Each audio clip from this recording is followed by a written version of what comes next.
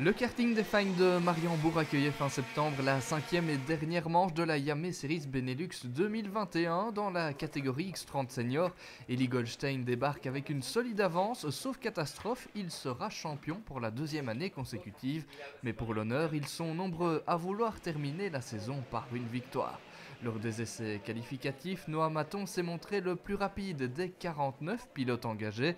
Son chrono 54.6, il s'élancera donc en tête des 3 manches qualificatives au programme.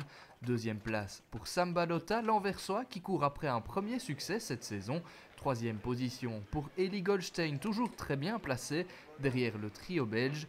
Le français Evan Gilter, suivi par le champion X30 Junior 2020, Yanni Steven Haydens. Alessandro Tudiska est 6e devant le dernier vainqueur en date, c'était à Genk, l'Israélien Ariel Elkin. Le principe n'a pas changé, des manches qualificatives au programme, il y en a 3 ce week-end avec à leur issue un classement intermédiaire. Il donne lieu à une première attribution de points et détermine la grille de départ de la finale.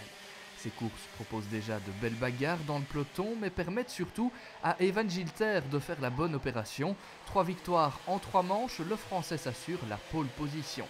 Dans cet exercice, Ariel Elkin fait aussi le job, il remonte de la 7e à la 2e place, à surveiller donc pour la finale.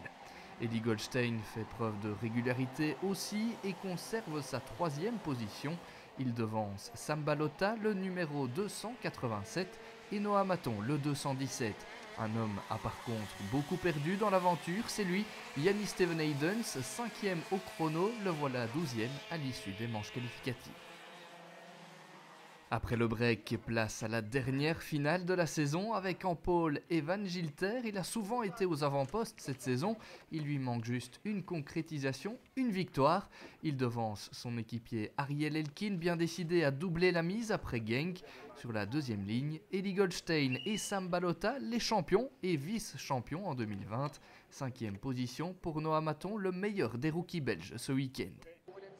Un tour de chauffe, un tour de formation sous la conduite du poleman, extinction des feux, 17 tours à parcourir avant de connaître le dernier vainqueur de la saison.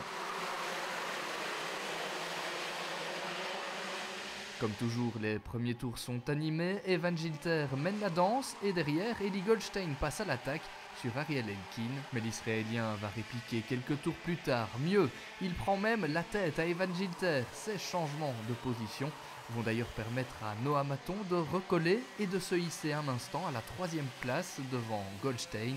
La bagarre est intense, du grand spectacle.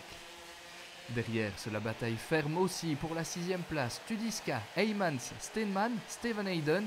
L'indécision est totale, mais la lutte tournera finalement à l'avantage de Bo Heymans. 9e sur la grille, le néerlandais a devancé son compatriote Dan Steenman, ici à l'image. Yanni Steven Haydens et Alessandro Tudiska, le numéro 221.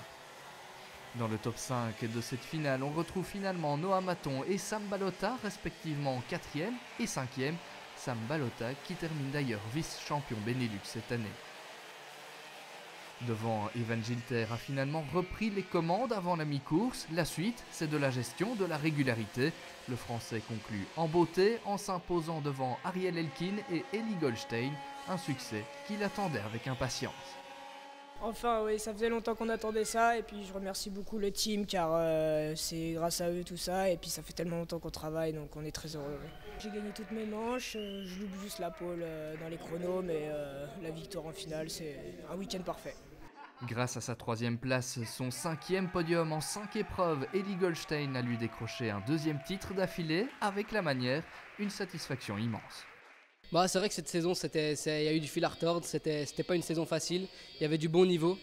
Et rester au sommet, c'est compliqué, mais on va tout faire pour rester. C'est un soulagement, encore une fois de plus, la même chose que la dernière, ça à chaque fois, ça remet de l'émotion, ça refait venir des souvenirs de quand j'étais aussi en cadet, ça me fait super plaisir.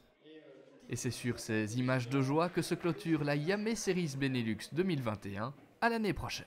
Voilà, bravo, la dernière photo.